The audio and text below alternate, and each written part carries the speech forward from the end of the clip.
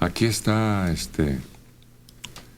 lo que dice a través del seminario Desde la Fe, la Iglesia, su opinión por falta de eficiencia de la Supersecretaría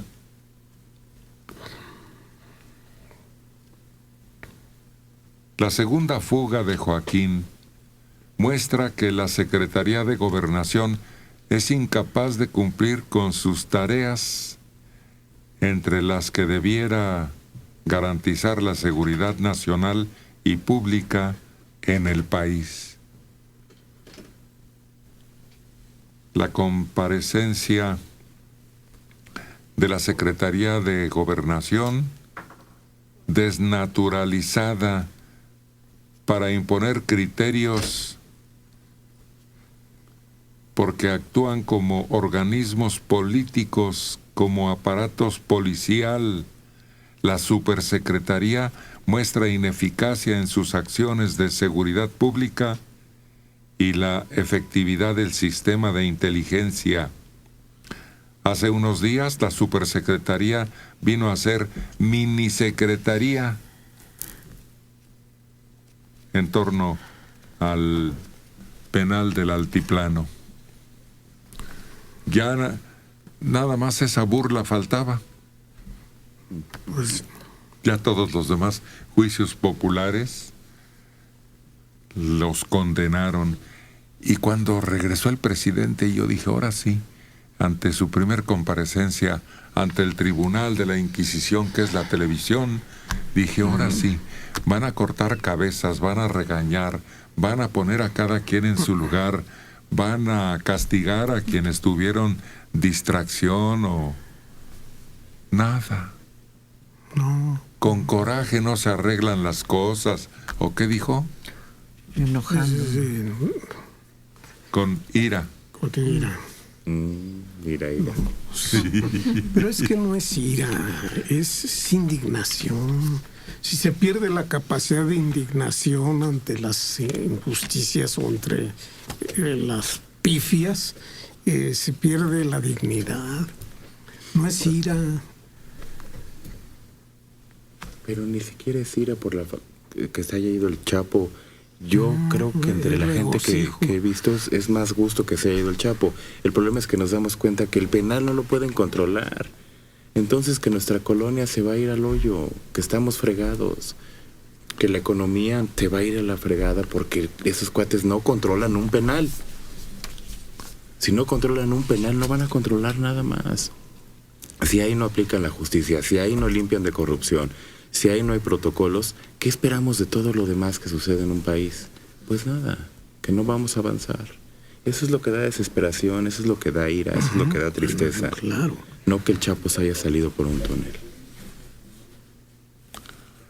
¿Sabes qué están descubriendo? Es asombroso que, por ejemplo, cuando un hombre al que le decían la tuta ya había cometido desmán y medio. Buenos días, Radio Centro. Y descubren que estaba cobrando su plaza de maestro.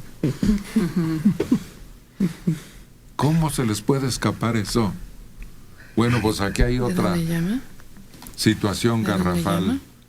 Jesús Guzmán Loera y Ofelia Guzmán Loera están en el padrón de productores del campo que reciben apoyo federal desde 1997, 4 años después de que el narcotraficante fue capturado por primera vez y 4 años antes de que se escapara de Puente Grande, escondidito en un carro de lavandería. Como esa, hay un montón de cosas. Permisos, subsidios, préstamos. El programa se llama Apoyos Directos al Campo, Procampo, ahora llamado Agroproductivo. ¿Les cambian nombres? Sí, claro. Porque hay nuevos jefes. Claro. Y cae uno en el descontrol, no en el desconcierto. diseñado hace 21 años para que los campesinos más amolados de México pudieran hacer frente al Tratado de Libre Comercio, pues subsidian a los hermanos de Joaquín El Chapo Guzmán, líder del Cartel del Pacífico, quien se escapó el pasado 11 de julio. Tengo idea de que esto ya se sabía. Esto ya se había dado a conocer en la época de Calderón o de Fox. Por ahí, pero son campesinos. ¿Cuál es el problema? Que su hermano sea un criminal no tiene nada que ver. No quiere decir que los ayude o que les dé, que participen en el negocio, ni siquiera lo sabemos. No, yo creo que está bien. No me parece tan ridículo como el de la tuta. No me parece tan ridículo como Núñez, ¿se llama? Núñez. El profesor que no da clases. Ay, no le vuelvas a decir profesor, por favor, porque los profesores nos sentimos muy ofendidos. Pues no creo. No me la creo porque hubieran hecho algo desde hace mucho. Es que los que está liderando Rubén Núñez tampoco son profesores. Sí lo son, y hacen su luchita. Claro. Y eso es lo malo, que esa luchita vieron desde el principio a dónde iba a llegar y nadie los paró. Y les daba resultado, y nadie les decía que no. Y cuidan su patrimonio, su plaza es su patrimonio. No van a vivir de la ayuda de Procampo. Es que todas esas piezas funcionaron para un sistema que se construyó en la segunda mitad del siglo XX, que fue ese sistema político priista de prebendas, de arreglos, de acuerdos extralegales o por debajo del agua. Entonces, obviamente, nadie se ha atrevido a desmontar y a tocar eso desde la transición. En el 2000 esperábamos que Fox, que era el régimen con el que se había dado la alternancia, empezara a desmontar los famosos peces gordos en su momento. Las tepocatas. Nunca llegaron ni las tepocatas, ni las víboras prietas, ni los peces gordos. Entonces, vamos a seguir lidiando hasta que alguien no llegue y diga, ahora sí se acaban todo este tipo de componendas y dé el manotazo en la mesa. Vamos a seguir viendo estas noticias que ya no nos impresionan. A eso se debe el encumbramiento del Baester, Claro. ¿sí?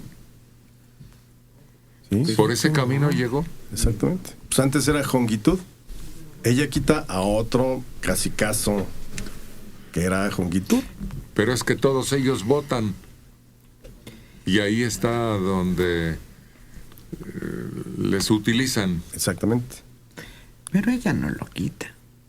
Lo quita directamente Salinas. No Y sé. Salinas llega a un acuerdo con el Baester, porque Salinas tenía en la mano... Acuérdate que Salinas hace una reforma educativa que iba a conmocionar al mundo, no a México, al mundo. Y hace una faramalla enorme. Y Jongitud no estuvo de acuerdo. Entonces le dijo, ¿no estás de acuerdo? Bueno, se acabó. Se acabó tu reinado y mete al Baester. Y el Baester acepta todas las condiciones, a pesar de que había sido por muchísimos años el brazo derecho de Carlos. Claro, fue una puñalada trapera, como se dice, la del Bester, Sí, al sí, aceptar sí. ser ella la que, bueno, pues quita Jongitud, yo le entro bajo las condiciones del régimen. Y luego, y lo que crearon ahí fue un Frankenstein, porque el Bester empezó a adquirir un poder por sí misma, que luego ya podía ya negociar, pues como en las elecciones del 2006, me parece, o las del 2000, donde ya hasta su propio partido llegó a crear.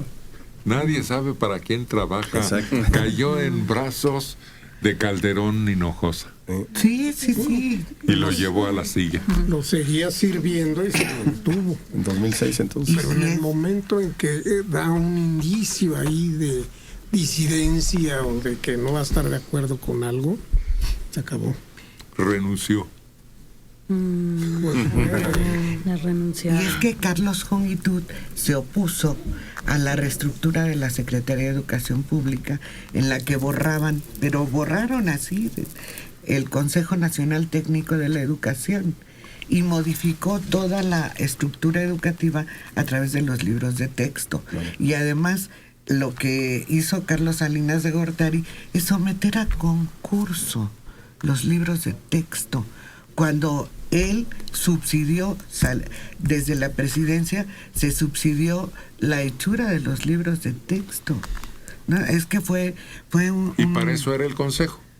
el Consejo Nacional A él le Técnico, correspondía. claro, era el que sancionaba y el que con un grupo de especialistas, verdaderos especialistas en educación, sancionaban hasta la última coma. Pero de los acuérdate de libros de las texto. faltas de ortografía. Y Eso fue anteriormente, el que se destruyeran todos los libros que estaban embodegados Sí. por una alusión al Sí, sí, al 68. ejército. Pero fueron los que se Fueron hicieron posteriores. en esa época, Héctor. Fueron los que entraron a concurso. Ah, no fue el Consejo. No, claro que no. Fue después, porque lo que me queda claro entonces con lo que están diciendo es que la alternancia nos vino a romper la estructura. Porque bien que mal el otro funcionaba con grupos, pero no dejaba que crecieran los enanos. Y nada más llegó la alternancia y le siguió dando de comer al perro rabioso hasta que se volvió dueño de la casa. Eso ha pasado aquí siempre. Llega un nuevo patrón y todo se hace a su gusto. Funcionábamos No bien importa lo que pase. con el PRI, con sus estructuras. Bien que mal no teníamos... Bueno, sí teníamos guerrilleros, pero no de esos grupos muy violentos, ni narcotraficantes de ese tipo. No, pero este desorden empieza con Salinas, Maneli. No lo creo, no lo creo. Yo creo que empieza, pero yo creo que se rompe finalmente cuando el PRI ya no tiene el poder. Sí. Y en el momento en que el PRI ya no puede garantizar esas lealtades o esas prebendas y otorgar lo que otorgaba, obviamente viene todo este resquebrajamiento que estamos viendo. Y lo mismo sucedió, por ejemplo, el quinazo, ¿no? El momento en enero del 89, llega Salinas, mete a la cárcel a la quina y todo el mundo impresionado. ¿Y qué terminó? Hoy tenemos a un Romero de Champs, que finalmente es la nueva quina, por llamarlo de algún modo, nada más que la quina tenía su grupo muy bien entablado allá en Ciudad de Madero, en Tampico, y lo querían mucho también, otra especie de Robin Hood, si vale la expresión. No, pero es que este no se mete en política, es un títere. Y aquel, acuérdate de un asesino en la presidencia y su decisión de apoyar todo su Cárdenas. sindicato. A Cárdenas, Cuauhtémoc Cárdenas en el 88.